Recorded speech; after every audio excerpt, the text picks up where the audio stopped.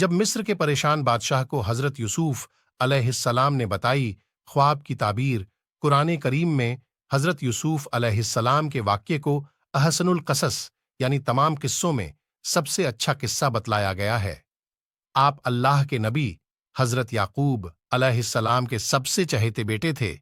آپ کے کل 11 بھائی تھے، جس میں ایک سگا بھائی اور باقی سبھی سوتیلے بھائی تھے۔ اللہ نے آپ کو خوابوں کی تعبیروں کا علم عطا فرمایا تھا۔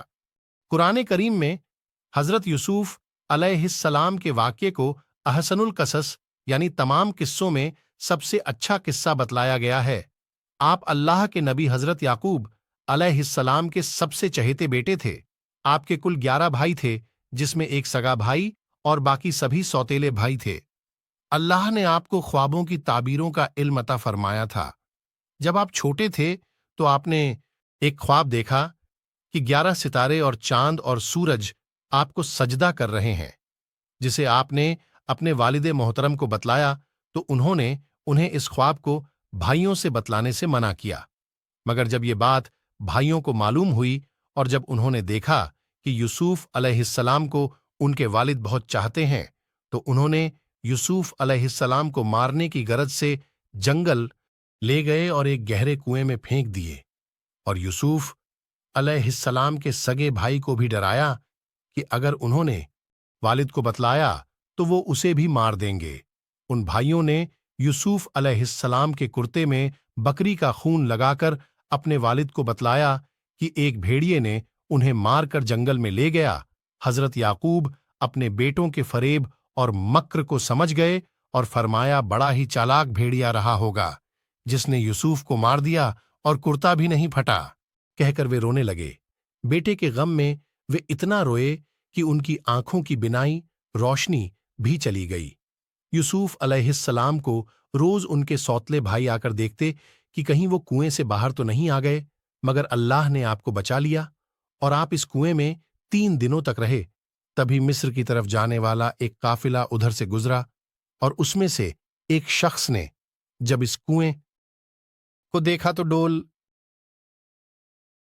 ڈال کر پانی نکالنا چاہا تو اس ڈول کی مدد سے آپ کنویں سے باہر آ گئے۔ آپ کے بھائیوں کو جب معلوم ہوا تو انہوں نے کہا کہ یہ ہمارا بھاگا ہوا غلام ہے، اور پھر انہوں نے انہیں 20 درہم میں ان قافلے والوں کے پاس بیچ دیا۔ یوسف علیہ السلام مصر کے بازار میں لائے گئے جہاں غلاموں کو بیچا جاتا تھا۔ آپ بے حد خوبصورت تھے۔ انہیں مصر کے امیر مصر نے خرید لیا اور اپنے شاہی محل لے آیا اور اپنی عورت زلیخا کے پاس لے گیا۔ یوسف علیہ السلام کی خوبصورتی دیکھ کر اس کے بدکاری کا خیال پیدا ہو گیا، اور اس نے جب زبردستی کرنی چاہی تو آپ محل سے باہر کی طرف بھاگے، اور زلیخا نے جو انہیں پکڑنا چاہا تو آپ کا کرتا پھٹ گیا۔ تبھی اس کا شوہر عزیز مصر آ گیا۔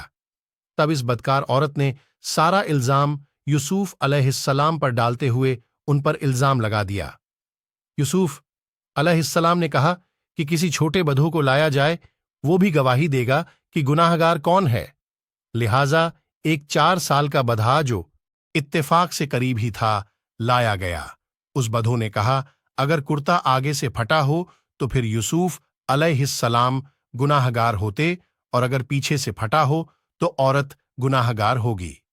امیر مصر سارا ماجرا سمجھ گیا کہ یوسف علیہ السلام گناہ گار نہیں ہے بلکہ زلیخا گناہ گار ہے۔ جب اس بات کی چرچا آس پاس بھی ہونے لگی تو امیر مصر نے بیوی کو بچانے کی خاطر یوسف علیہ السلام کو کاراگار میں بھجوا دیا۔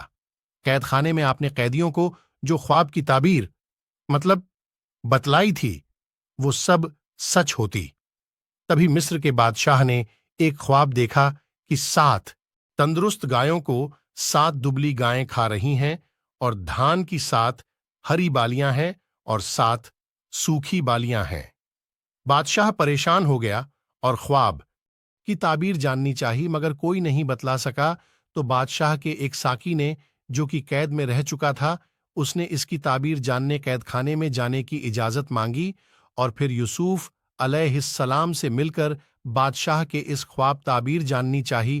تو آپ نے بتلایا کہ راجیہ میں 7 کھیتی سے جو اناج ہوگا اسے جمع کرو، کیونکہ اس کے بعد 7 सालों तक सूखा पड़ेगा और धान नहीं हो पाएगी, तब ये जमा की हुई धान काम आएगी, इसके बाद फिर हरियाली होगी।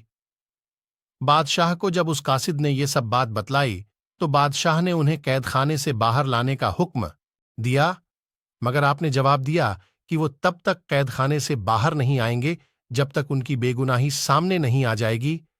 तब बादशाह ने सारी बातों की तस्दीक करवाई तो जुलेखा ने भी अपना जुर्म कबूल कर लिया और गवाही दी कि यूसुफ अलैहिस्सलाम बेकसूर हैं।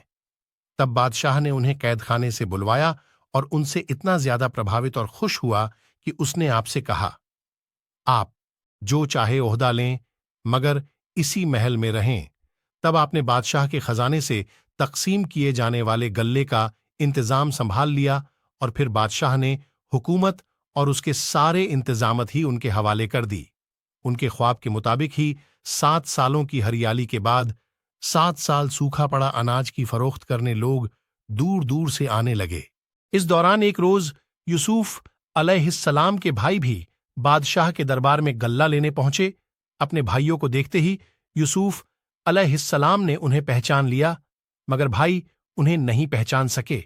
यूसुफ अलैहिस्सलाम ने उन्हें गल्ला देकर विदा किया और कहा, अगली बार अपने भाई को लेकर नहीं आए तो गल्ला नहीं मिलेगा। आपने जाते समय उनकी बोरियों में नगद भी रखवा दिया। यूसुफ अलैहिस्सलाम के भाइयों ने सारी बातें अपने वालिद को बतलाईं और अपने भाई बनियाबैन को ले जाने की इजाजत मांगी और उसकी हिफाजत का अहद कर वे दोबारा मिस्र पहुंचे। यूसुफ अलैहिस्सलाम ने धीरे से अपने भाई बनियाबैन को बतला दिया कि मैं तुम्हारा भाई यूसुफ हूं और उसे अपने पास रोक लिया और भाइयों को वापस कर दिया। सभी भाई बहुत मायूस हो गए। तब अंत में यूसुफ अलैहिस्सलाम ने उनसे कहा कि याद करो, तुमने अपने भाई यूसुफ के साथ कैसा सुलूक किया था। तब भाइयों ने भी उन्हें पहचान लिया और अपनी गलती और गुनाहों पर बहुत शर्मिंदा हुए। यूसुफ अलैहिस्सलाम ने अपने भाइयों को माफ कर दिया और फिर वालिद को साथ लाने के लिए कहा। साथ ही अपना कुर्ता भी उन्हें दिया कि इसे वालिद ए मोहतरम की आंखों पर रख देना। सभी भाई वापस आ गए। जब वे वालिद के पास पहुंचे तो वे खुशी से कहने लगे, मुझे अपने बेटे यूसुफ की खुशबू आ रही है। सभी भाइयों ने अपने वालिद से माफी मांगी और उन्हें सारा हाल कहकर सुनाया। उनके वालिद ने अपने बेटे यूसुफ का कपड़ा उठाकर उसे चूमा और ज्यों ही आंखों से मस किया, उनकी आंखों की बिनाई वापस आ गई और फिर वे सभी यूसुफ अलैहिस्सलाम से मिलने मिस्र की जानिब रवाना हुए। मिस्र में दाखिल होने पर उनका खूब स्वागत किया गया और जब वे सभी यूसुफ अलैहिस्सलाम के दरबार में पहुंचे तो सजदे में गिर पड़े।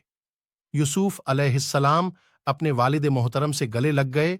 उनकी आंखों में खुशी के आंसू थे और इस तरह ये थी उस ख्वाब की ताबीर जो उन्होंने 11 सितारे और चांद और सूरज को लेकर की थी।